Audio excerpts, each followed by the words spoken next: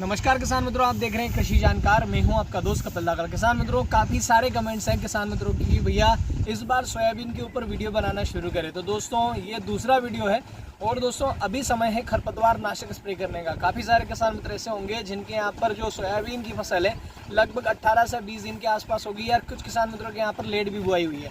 पर दोस्तों ये सही समय है, 18 से 20 दिन का जो सही समय होता है, इस समय पर बारिश हो गई है।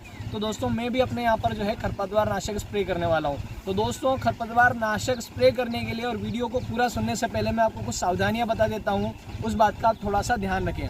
दोस्तों क्या होता है कि जब भी कोई किसान मित्र हर्बिसाइड का स्प्रे करता है, अगर खेत के अंदर नमी बहुत ज़्यादा कम है, नमी सही नहीं है, तब भी जो है हमारे यहाँ पर हर्बिसाइड का जो रिजल्ट है, सेम टेक्निकल किसी किसान मित्र ने उपयोग किया और सेम टेक्निकल आपने भी उपयोग किया, फिर भी अगर किसी के यहाँ पर नमी अच्छी है, किसी के यहाँ पर बिल्कुल नमी नहीं है, तो रिजल्ट वेरिएट हो सकता है। तो आपके खेत में अगर बहुत अच्छी नमी है तभी आप स्प्रे करें। इसके अलावा दोस्तों एक बात का ध्यान रखें कि जब भी आप स्प्रे करें उस समय पर ताज़ा और साफ पानी उपयोग करें, मतलब कुएं का, ट्यूबवेल का पानी उपयोग करें।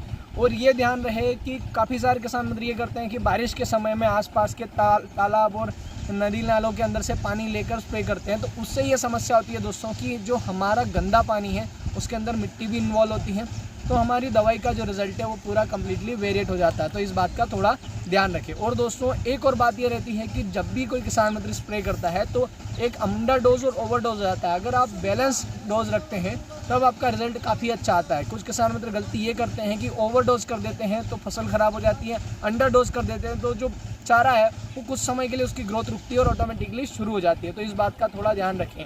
और दवाई को सही मिलाने का तरीका भी बहुत ज़्यादा ज़रूरी है, तो वो भी आप थोड़ा ध्यान रखें कि सही समय पे जो दवाई आपको सही जो चीज़ डालनी है वो भी चीज़ आप डालें। तो दोस्तों मैं आपको यहाँ पर बताने वाला हूँ मैं कौन सी चीज़ उपयोग कर रहा हूँ, तो उसके बारे में सबसे पहले बात करते हैं। तो दोस्तों आप आपके सामने देख पा रहे हैं मैं उपयोग कर रहा हूँ एमिज़ाथापर 10% एसएल, जो कि अडामा के वीट ब्लॉक के नाम से आता है। और साथ में मैं उपयोग कर रहा हूँ दोस्तों क्लोरीम्यूरन एथाइल, जो कि अतुल में साइनो के नाम से आता है। और एक और मैं ले रहा हूँ सिजेंटा कंपनी का फ्यूजीफ्लेक्स। दोस्तों इसके अंदर होता है फेमेसाफेन फ्लोकॉर्प करके एक इसमें टेक्निकल आता है। तो दोस्तों ये मैं उपयोग कर रहा हूँ क्योंकि जिन किसान मित्रों के यहाँ पर फुलकिया की समस्या ज़्यादा है और जो आपके यहाँ पर डोचरा या काचरी जिसको कहते हैं उसकी समस्या ज़्यादा है, तो वहाँ पर कुछ इफेक्टिव तरीके से जो हमारा जो फ्यूजीफ्लेक्स है वो काम कर सकता है। अगर आप चाहें तो इसके प्लेस पे पटेला भी ले सकते हैं या आयरिस भी ले सकते हैं। तो दोस्तों मैं आपको पूरा तरीका बताऊंगा किस प्रकार से आप उपयोग करें। दोस्तों मैंने अपने यहाँ पर NRC 150 लगा रखी है, तो NRC 150 में थोड़ी आप यहाँ पर देखेंगे थोड़ी सीड रेट थोड़ी सी कम है। तो इसके लिए मैं सोच रहा हूँ कि यार इसके अंदर इल्ली और रिंग कटर का टेकना है, तो साथ में मैं चयन एग्रो की एक दवाई आती है रिंग फिनिशर के नाम से, वो भी उपयोग कर रहा हूँ। उसके अंदर आपको पिप्रोनिल मिलेगा, साथ में आपको इमामेक्टिन मिलेगा, तो वो मैं उपयोग कर रहा हूँ। जिसमें आपको इमामेक्टिन जो मिलेगा वो आपको मिलेगा 1.5% मात्रा में, और जो पिप्रोनिल मिलेगा 3.5% मात्रा में आपको मिलता है दोस्तों।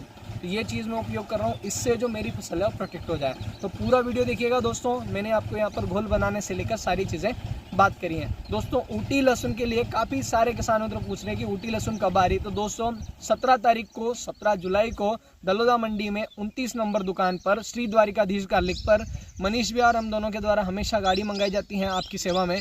तो सेम 17 तारीख को भी आ रही है दोस्तों। जिन भी किसान मित्रों की ऊँटी की बीज की आवश्यकता है वो संपर्क कर सकता है नीचे दिए गए नंबर पे, और जो जितना जल्दी आएगा उतना जो है आपको जो समय से आपको अच्छी क्वालिटी का जो माल है वो उचित दाम पर मिल पाएगा। तो दोस्तों पूरा वीडियो देखिएगा। दोस्तों सबसे बड़ी बात यह है कि नॉर्मली कोई भी हम हर्बिसाइड डालते हैं तो उसको मिलाने का तरीका सबसे ज़्यादा मैटर करता है। सेम चीज़ हमारे सोयाबीन के अंदर भी हम कोई भी वीडिसाइड डालते हैं, हर्बिसाइड डालते हैं, तो उसमें भी हमें चीज़ें ध्यान रखनी होती है। तो दोस्तों जब भी हम एमिज़ाथापर 10% एसएल वाला कोई भी कॉम्बिनेशन उपयोग करें, चाहे वो वीट ब्लॉक हो, परशूट हो, लगाम हो या फिर शेरा वगैरह, बहुत सारे आजकल कॉम्बिनेशन आ रहे हैं, जो भी आप उपयोग करें वो आप थोड़ा सा उस पर ध्यान रखें कि उसके मिलाने का जो सही सीक्वेंस है उसको ध्यान रखना है। सबसे पहले आपको क्या करना है, नॉर्मली जब भी आप एमिज़ा लेते हैं तो उसमें 3 प्रोडक्ट आते हैं परशूट को छोड़कर। उसके अंदर 3 चीज़ें आती हैं। एक आता है एक्टिवेटर या स्प्रेडर, या इसको चिपको हम कहते हैं, एक होता है एमिज़ाथापर, और साथ में होता है दोस्तों अमोनियम सल्फेट। दोस्तों ये वही अमोनियम सल्फेट है जो हम खेतों के अंदर डालते हैं। तो अमोनियम सल्फेट का 1 kg का पाउच आता है, एमिज़ा आती है, ये सारी चीज़ें इसको हमें एक सीक्वेंस में मिलाना पड़ता है। सबसे पहले आप एमिज़ा मिलाइए, बाल्टी के अंदर पानी लेके सबसे पहले एमिज़ा मिलाइए, और उसके बाद में आप ये अमोनियम सल्फेट मिलाइए, और उसके बाद में आपको स्टिकर मिलाना होता है। दोस्तों अगर ये सारी चीज़ें अगर आप भूल जाते हैं तो आपको ये जो डब्बा हुआ है यहाँ पर भी आपको देखने को मिलेगा। सबसे पहले एमिजा, फिर अमोनियम सल्फेट और उसके बाद में आपको यहाँ पर मिलाना है स्प्रेडर। तो इस बात का थोड़ा सा ध्यान रखिए, बाल्टी के अंदर आप अच्छे से मिलाएं दोस्तों। तो मैं अब यहाँ पर आपके सामने अब मिलाने जा रहा हूँ एमिजा।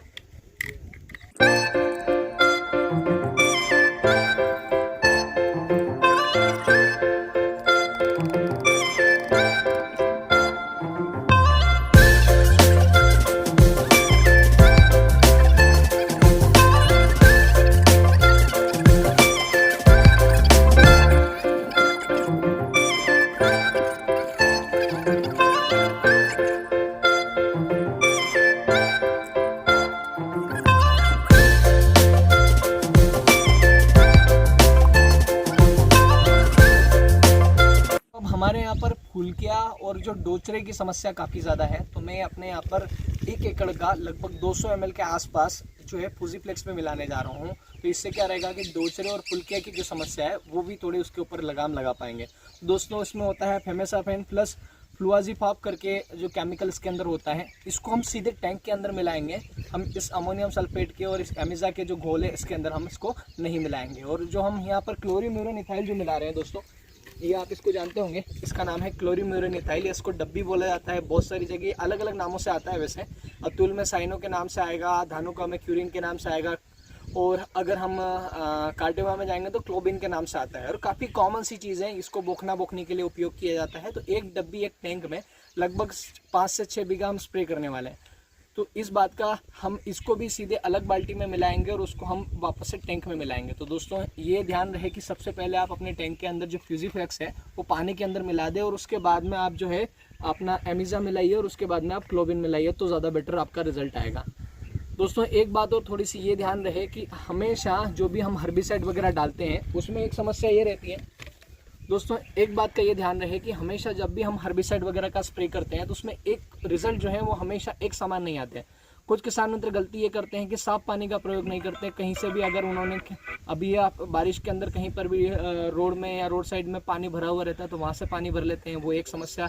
हमेशा साफ पानी का उपयोग करें, खेत के अंदर पर्याप्त नमी होना चाहिए, और हमेशा अंडरडोज ना करें।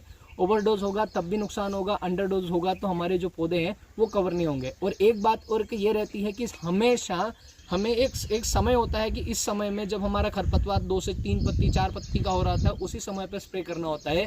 काफ़ी सारे किसान मतलब लेट हो जाते हैं, उसके बाद में जो खरपतवार जब ज़्यादा बड़ा हो जाता है तो वो केवल उसकी ग्रोथ रुकती है, वो हमेशा ख़त्म नहीं होता, बस जल जाता है और वापस से कुछ समय बाद में ऑटोमेटिकली जो है वो ग्रोथ करना शुरू कर देता है। कुछ किसान मित्रों के यहाँ पर ये समस्या आती है, तो इस बात का थोड़ा ध्यान रहे। और एक समस्या और मैंने अपना प्रैक्टिकल अनुभव आपको बताता हूँ। कुछ किसान मित्र ये करते हैं कि जहाँ उन्होंने कुल पे या डोरे चला दिए उसके बाद में वो हर्बिसाइड का स्प्रे करते हैं, तो वहाँ पे एक समस्या ये रहती है कि जो कुरपे चलाने के बाद में वहाँ पर हर्बिसाइड का रिजल्ट है वो थोड़ा बहुत वेरिएट होता है, ऐसा देखा गया है। क्या आप भी इस समस्या से कभी आपने ये समस्या फेस करी है तो आप कमेंट के माध्यम से जरूर बताइएगा। दोस्तों रही आप इंसेक्टिसाइड की बात, तो कुछ किसान मित्र जो है वो इंसेक्टिसाइड अभी से साथ में डालते हैं। तो दोस्तों मैं भी यहाँ पर अपने यहाँ पर मेरे पास NRC 150 है, उसका सीड रेट जो है वो थोड़ा सा मॉडरेट रह गया। एक तो हमने जब बुआया उसके बाद में बारिश हो गई तो थोड़ा वो कम उगा है, तो इसकी वजह से हम यहाँ पर उसके अंदर इंसेक्टिसाइड का भी ध्यान रख रहे हैं। तो मैं यहाँ पर डालने वाला हूँ दोस्तों एक छोटा सा एक मेरे पास है, इसका नाम है रिंग फिनिशर, जो आपको चयन एग्रो का आता है, सिस्टमिक इंसेक्टिसाइड है दोस्तों।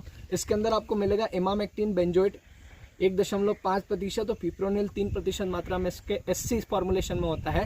तो ये भी अपने यहाँ पर मैं टैंक में डाल रहा हूँ कि जिससे मेरे फसल के अंदर रिंग कटर ना आए और मेरी फसल जो है वो इल्लियों से सुरक्षित रहे, क्योंकि पहले तो पौधे कम है, अगर वो भी नुकसान हो गया तो थोड़ी समस्या हो जाएगी। तो मैं NRC 150 जहाँ पर मैंने लगा रखे हैं वहाँ पर मैं जो है ये रिंग फिनिशर अपने यहाँ पर उपयोग करने वाला हूँ। तो दोस्तों आपके यहाँ पर आप कौन सा फार्मूला ले रहे हैं, कौन सी दवाई डाल रहे हैं, आप कमेंट के माध्यम से जरूर बताइएगा। तो दोस्तों थोड़ा सा ध्यान रहे, खेत के अंदर नमी बहुत ज़्यादा जरूरी है, समय का थोड़ा ध्यान रखें।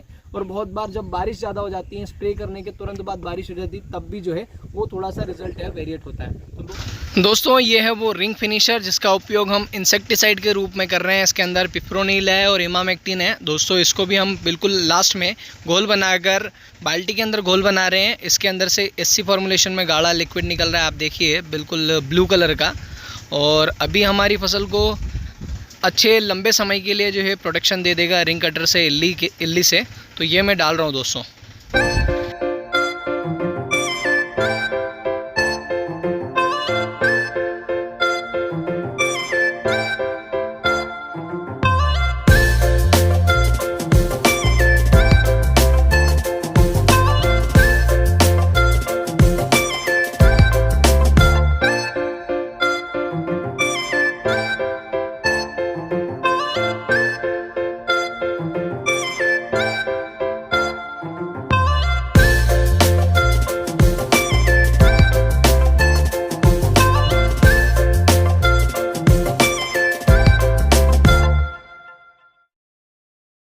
तो दोस्तों आज के वीडियो में इतना ही, मिलते हैं नेक्स्ट वीडियो में। तब तक के लिए जय जवान जय किसान, धन्यवाद।